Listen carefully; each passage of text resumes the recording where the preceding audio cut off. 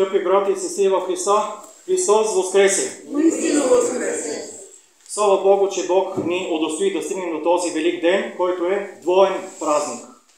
Двоен празник, но малцина всъщност разбират и същността на Христовото възкресение и това защо честваме паметта на Неговите велики служители и приятели. Такъв приятел, какъвто е станал Свети Георги Победоносец. Първо, за смисъл на Христовото възкресение, много пъти ще чуем тези няколко дни: Христос воскресе, воистина воскресе.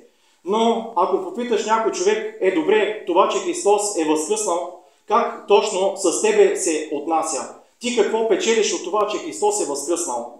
Повечето хора няма да знаят как да отговорят на този въпрос. Те не разбират, че това не е нещо, което само исторически се е случило преди 2000 години. Не разбират, че не е същността това историческо събитие, което разбира се е много важно, но е важно как ние печелим от това, какво това ни ползва. Ние как печелим от това, че Христос е възкръснал и как наистина. Ние имаме полза от това, защото Христос е възкръснал със своето човешко естество. И със своето човешко естество Той може да се съединява с нас. Бидейки Богочовек, Той може да ни облича. Както каза и светия апостол Павел, които в Христа се кръстихте, в Христа се облякахте. И тъй като Христос е единствения, който е победил смъртта, няма друг човек, който да е победил смъртта и да е станал безсмъртен, който вече не умира. Та единствено, че Христос, че с Неговия живот ние имаме също живот вечен. Но ето тази важна подробност, че ние имаме живот вечен, ако сме облечени в Христа, ако сме се съединили с Него. Не просто така се говори, а Христос за всички е дал живот. Той действително за всички е дал живот, но представете си, ето тук е дошъл някой, който казва: ето живата вода, има жива вода за всички. Христос за всички се е разпънал и за всички е дал живот вечен. Но ако някой, който чуе за живата вода и не тръгне към тази жива вода, не направи крачките да получи действително тази жива вода, то тогава напразно тази жива вода е близо до него. Той може да се пресегне, но не го прави. И това са именно нашите християнски усилия. Христос е възкръснал, но и ние трябва да направим своите усилия, за да получим този възкръснал Христос в нашите сърца, да заживее Той с нас, да направи жилище в сърцата ни. И затова именно са важни Христовите заповеди. Затова е важно да приемаме тялото и кръвта Христови и въобще всички таинства на Светата Църква да ги обичаме, да ги прегръщаме и да ги използваме. В днешното евангелско четиво имаше един много интересен момент. Питат Свети Йоан Кръстител: ти пророкът ли си? И той казва: не. И това, разбира се, е много интересно, защото сам Господ Исус Христос казва за Свети Йоан Кръстител, че не само, че е пророк, но и повече от пророк. Как тогава Свети Йоан Кръстител за себе си казва: не съм пророкът? Забелязвате ли обаче една подробност, че те не го питат: ти пророк ли си, а го питат: пророкът ли си? Тоест, това е пророкът, за който говори свети пророк Моисея, че от средите ви Бог ще издигне друг пророк и който не слуша тогова пророка, ще бъде изтребен от племето си. Тоест, това е именно Христа, това е Месията. Именно заради това, когато питат Свети Йоан Кръстител: ти пророкът ли си, той много добре разбира смисъла на този въпрос. Че това е именно този предречен от свети пророк Моисея, единствен пророк, който има царско, свещеническо и божествено достоинство, и затова, когато го питат: ти пророкът ли си, той отговаря именно не, защото той не е този пророк. Той е друг пророк, разбира се, има пророчско достоинство, но не е този единствен пророк, когото ако някой не слуша, ще бъде изтребен. Та вижте какви чудни дела има в Евангелието, колко внимателно трябва то да се чете. И разбира се, да поговорим за Свети Георги Победоносец. За мъчениците се казва, че те извършват една добра търговия. И разбира се, това е духовна търговия. Нека никой да не си мисли за нещо земно. Тази търговия е, че заменят земното за небесно. Че заменят тази земна красота, тези земни почести, всичко, което животът може да им предложи, а на Свети Георги е предложил много животът. Той вече бил се издигнал. Виждаме го описан като красив юноша. Пред него е било едно бляскаво бъдеще. И въпреки това, той извършил именно тази духовна търговия. Той е предпочел вместо този земен и който е преходен, много променлив живот, е предпочел именно небесното. Но бихме казали, че При Свети Георгий е нямал някакво, да го кажем така, грубо сметкаджийство, че той просто е решил, сега вече като мъченик отивам на небето и вече нищо друго не ме интересува. Напротив, той е станал мъченик, защото е обичал Бога. Именно и за това той не се е грижил къде ще отиде или какво ще прави. Той просто е обичал Христа толкова много, че се е прилепил цялото си сърце и душа към Него. Именно заради това тази любов вече му дава много повече, отколкото, така да го кажем, тази духовна търговия, за която говорихме. Разбира се, човек постепенно се издига в своя духовен път. Първо, казва Свети Василий Велики, ние служим на Господа като роби. Тоест, има заповеди, примерно не кради, не прелюбодействай, не пожелавай нищо на ближния си. И ние се страхуваме да нарушим тези заповеди, защото Бог е казал. Започва се оттам, от страха Божий. Страхуваш се да не нарушиш някоя заповед, защото следва наказание. След това обаче, казва Свети Василий Велики, има нещо по-голямо. И това именно това, за което говорихме в началото, че служиш като наемник.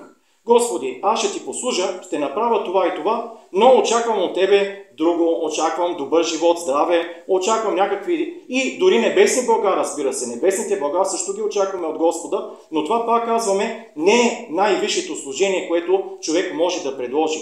То е служение на наемник. Но всички, пак казвам, трябва да преминем и оттам. Ние не изведнъж се издигаме към Господа. И третото вече служение, това е на син, това е на чедо. Чедото обича баща си. То не се интересува баща му точно какво ще му даде, ако, примерно, чедото го обича. И това всъщност е най-висшето служение, защото ние така трябва да обичаме Бога, като се надяваме, че Той много добре вижда от какво имаме нужда. Той е всезнаещ, Той е вездесъщ. Именно заради това, когато изпитваме вече тази любов, ние на практика оставаме безгрижни. Ние така сме се положили в ръцете на Господа, че не се грижим за бъдещето си, не се грижим дори, казва Господ, и за насъщния хляб може да не се грижим, защото Господ знае, че имаме нужда от Него. Знае, че трябва да ни го даде и Той ни го дава с любов, виждайки нашето упование към Него. Ето така Свети Георги Победоносец е възлюбил Господа с третата степен. Тоест, така го е възлюбил, че просто не е искал нищо земно да го отдалечи от Него. Нито мъчения, нито смърт, нито тази негасена вар. Помислете си, че някой сега дойде и действително виждаш яростен, който е готов всичко лошо, което обещава да направи. И казва сега, тук не само ще се мъчиш, но жестоко ще се мъчиш. Ще те хвърля в негасена вар. И разбира се, знаем, че тя разяжда живия организъм. Свети Георги не е трепнал от никакви мъчения. И от това също не е трепнал и Бог именно заради това върши толкова чудеса чрез него. Върши чудеса не само по време на неговия живот, но и продължава след това, след неговата така наречена смърт. Казвам така наречена смърт, защото за светиите смърт няма. Те отиват с душите си при Бога, а мощите им стават чудотворни. Защо? Защото те също са осветени от Светия Дух. Помислете за Свети Йоан Рилски. Има ли той чудотворни мощи в Рилския манастир? Има. Защото и неговите мощи, неговото тяло вече е осветено от Светия Дух, именно заради това се нарича свети мощи. Та и Свети Георги става същото с него.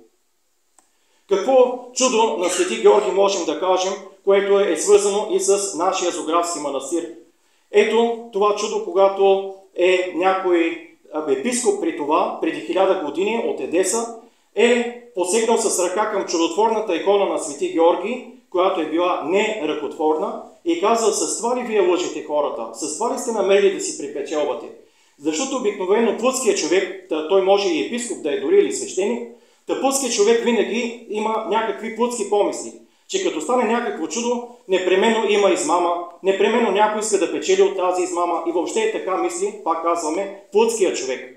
Та епископът е посегнал дръзко с ръката си към иконата на Свети Георги и е казал, с това ли вие, монасите, лъжите хората да получавате повече приходи, да идват хора да се кланят и да печелите от тях?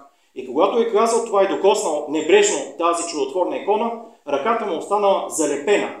И това, което е чудото, че той, разбирайки вече греха си, защото все пак е епископ, е почнал да се моли на Свети Георги да му отпусне ръката.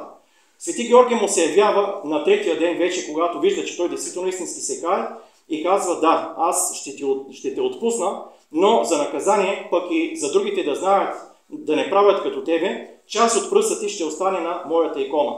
И това и до ден днешен се вижда остатък от пръста на този епископ, която е на чудотворната икона на Свети Георги, първата чудотворна икона, зографската, и тази икона стои и до ден днешен като свидетелство за това, че Свети Георги помага, но и Свети Георги може да наказва. И което е интересно, преди около 15 години в Зографския манастир е дошъл лекар, който е точно такъв специалист, тесен, занимава се именно с операция на ставите и много добре разбира състава на човешкото тяло. Когато е погледнал към иконата на Свети Георги, той веднага е казал, че какво прави пръст на икона.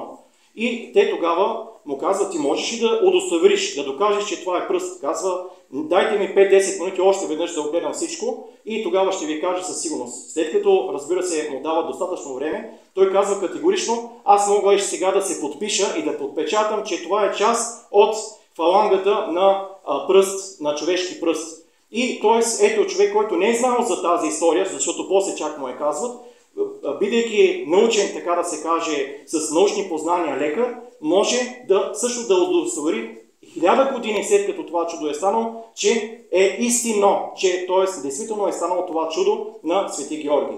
Разбира се, ние вярващите нямаме нужда някой лекар или някой учен да доказва тези чудеса.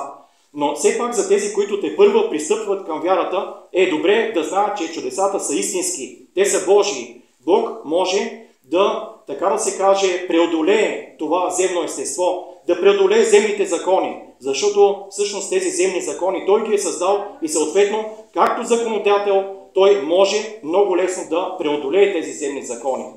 Свети Георги нека да бъде наш приятел. Как да го направим наш приятел? Какво да направим, за да може Той действително да бъде в нашия живот истински? Не само да си спомняме за Него, когато дойде Неговия празник. Не само когато дойде 6 май да заколим някой агне и с това да си мислим, че всичко сме извършили. Свети Георги трябва да бъде близък на нашите сърца всеки ден, да знаме добре живота му, да го призоваваме, когато сме в трудности, пък и когато ни е весело, пак да казваме, Свети Георги, благодарим ти, помагай ни, не ни оставяй. Това е приятел Божий. Приятелите Божии трябва да станат и наши приятели. Те могат да ни заведат в Царството Небесно, именно когато имаме някакво уважение към тях. Когато имаме това уважение, те също ще ни обикнат, те също ще ни помагат. И това няма да бъдат просто думи, това ще бъде дело в нашия живот. Свети Георги, моли Бога за нас. Свети Георги, не ни оставяй. Свети Георги, макар и немощни, ние сме Христови. Бъди наш водач към Небесното царство и заедно с Тебе да бъдем в Царството Небесно, всегда ни присно и во веки веков. Амин.